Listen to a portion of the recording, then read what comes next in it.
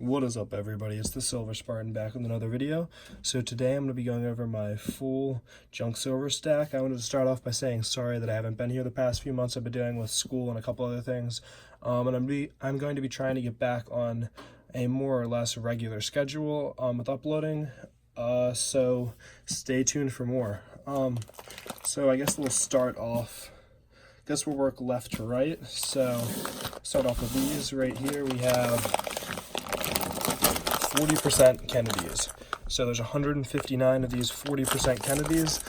If I'm being honest, I'm not really a huge fan of the 40%s. They are an okay investment in my opinion. One of the nice parts about them is that if silver was ever to go down, you really don't lose too much because the price you actually pay for them in comparison to the fact that they're worth 50 cents isn't good, but it's not as bad as, let's say, the premium you're paying for 90% junk silver, because the actual value of the silver you're paying for it is much more compared to the actual value of the coin on its own. So these are a little bit safer in terms of if silver was to drop heavily, the actual value, face value of these would be much higher per dollar invested in silver. But I don't really like them. That's just my opinion. I just feel like they take up a lot of space for not having much silver in them, and they're only 40% fine. So as I do this, I'm also going to be saying what my near-term outlook is for what I'm going to be trying to add to that section of the stack. So I don't believe that I'm going to be trying to add much to these anytime soon. They're just kind of here, and if I see some at a really low price, I'll pick up a few here and there, but for the most part, these will likely stay the same. Up next right here, another not 90% junk silver. We're getting these out of the way before we move on to all the 90%. Right here we have 540 war nickels. So for those of you who don't know what war nickels are, they were basically just regular old nickels, but they were minted during World War II. And during that time, they needed nickel for tank armoring. So they actually took out the nickel that you could normally find in nickels, and they replaced it with silver. So if you look right above, I'm going to slaughter the name here, Monticello building, I'm sorry, but right above the building on the back of your nickels, you can see there's a D for the Denver Mint, or if we find this one, it's really worn, but there's an S above it for the San Francisco Mint. There's a nice shiny P, and so only the ones that are minted with 35% silver content will have the mint mark above it right here. Regular nickels won't have it there, so that's how you can tell whether or not they're silver. So if we look right here, there's 540 of these. These are kind of in the same boat as the 40% silver halves. I'm not a huge fan of investing in them because, again, they're not 90%, they're only 35%, but I do personally like them much more than the 40% Kennedy halves. I don't know what it is, I'm just not a huge fan of them. These I also really like because while the spot price for them is generally 90 cents to $1, depending on where silver price is, maybe 80 cents. I can routinely pick them up for about 50 cents a piece from one of my local coin dealers that I have a relationship with. Been buying and selling with him for a long time, and he gives me pretty good deals. So picking these up for almost half of the spot price is great, but then again, they are only 35% silver, so you will never actually get the full spot price for them unless you find somebody that's willing to pay it, but I generally don't find that. Now over to my 90% dimes. We have 235 of them, or $23.50 face. I see myself adding 15 more just to get to a solid $25 face value, or 250 dimes.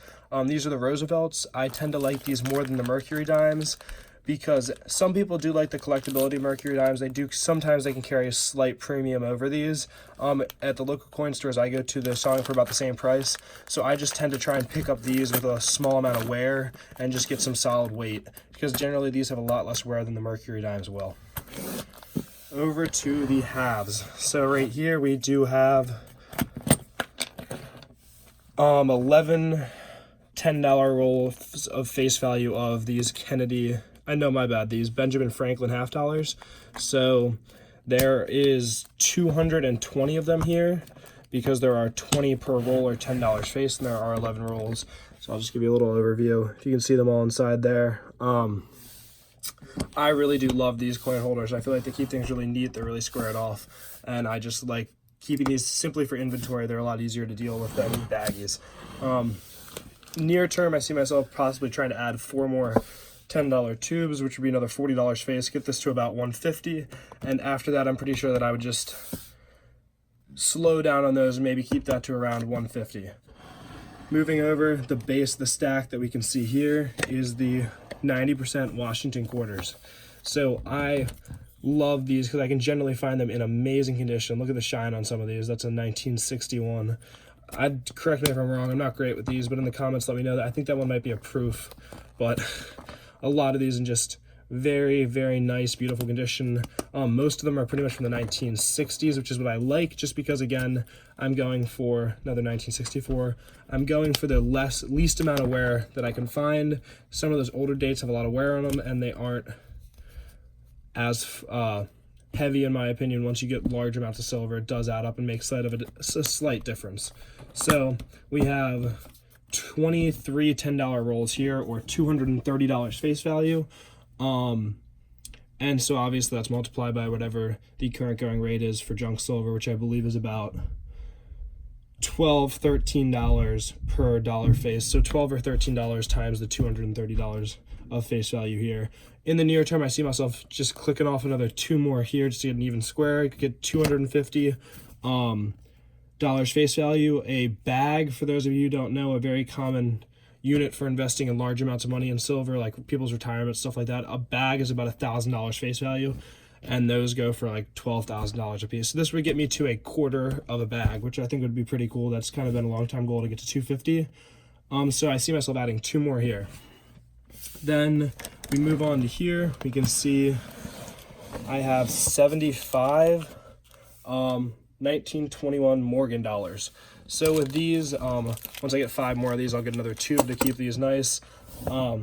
So I personally am a big fan of 1921s because, for those of you who know a decent amount about Morgans, you'll know that the 1921s carry a lot smaller premium than almost all the other Morgan dollars, because the other ones are more collectible, they're rarer, harder to find in nice conditions.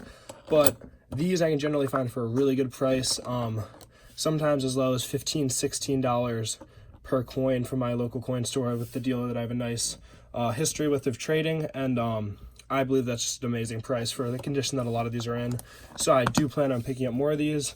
I really do like the 1921s because something to think about is in 2 years they will get to the point where they'll be 100 years old, and I believe right around there and going forward we will start to see a possible premium increase for these, just because of the fact that they'll be getting a lot older. So if we see a premium increase, that'd be great, because at the current moment, if you're investing in them, you're not paying a terribly high premium when compared to some of the other dates. I see myself investing in about 25 more of these, because right now I have about 75, and then once I get another 25 and get 100, finish off a total of 5 tubes, I believe that I will pretty much be done with these. Moving on, we have some of the, so this is just a random bag of just junk silver and other things that I have that don't really go into a tube yet, that I just kind of keep on the side until I can fill something up just to keep things neat. Now we have our Standing Liberty quarters. These are, none of them are in like great condition. Most of these are pretty plain or worn down. It's just I have a bag of them that I've gotten over time, and I'm just kind of building that up. Just keep them separate. I like to have all the Washingtons together in one place and just basically pull these out, and I'm starting to get a decent little sized bag of them here. Up next we have Barbers. So we have a mix from Barber dimes, Barber quarters, and some Barber halves in there. These are varied in a lot of different conditions and a lot of different dates. From there's a 1915 you see there to there's a 1895 dime right there. So again, it's one of those things where just kind of like the Standing Liberty quarters. It's one of those things where you add a little bit here and there at a time, just a couple coins, it starts to add up into a bag before you know it. So if we look right here, we can see some quarters, dimes, and halves of the seated Liberty. So these are much older. These, as you can see, are a lot more worn. So there's an 1889. If we go over here, an 1864 for that half. Yeah, a lot of these are really old and really worn down, but I do like these. This is just another example of how, over time, just adding a little bit here and there, they can really add up. There's a semi-nice one compared to the rest of the ones in this lot. I can get it to show up there. There's an 1871 that's in pretty good condition. Yeah, so I think it just goes to show if you add a little bit here and there, it really does add up over time. So as we can see, we have those older dates there. We have our 75 Morgans. I plan on adding about 25 there. We have 230 here. I plan on adding 2 here. We have 110 here. I plan on adding 4 here. 2350, plan on adding 15 here. 40% and 35%, don't really plan on doing much with those. So once I reach those near-term goals of getting 4 more here, 2 more here, and 25 more there, along with the 15 here, I see myself as pretty much just adding quarters going forward from there. Don't quote me on it, I might change up my game plan as we go along, but at the current moment, I do think that just adding to the base of the stack, because right now spot price isn't terribly high. It's actually pretty low when you look at the past few years with how it's been moving up and down. It's kind of in the lower trends. So I think just adding base generic is probably one of the better options right now, in my opinion. Just get more weight to the stack. So these are definitely my base when you see how many I have compared to the other investment options. So these are definitely something I'm going to continue trying to invest in. Eventually, maybe one day get to $500 face value, $750, $1,000, which would be amazing. Anyway, thank you all so much for watching. I'm sorry that I haven't been here in a while, but I really do appreciate all of you that have stuck around. The channel is growing nicely, and I really do appreciate all the support. Please let me know in the comments below what you've seen here is your favorite and what you plan on trying to stack when it comes to junk silver, if you plan on investing in it at all. Thank you so much for watching. Have a great day.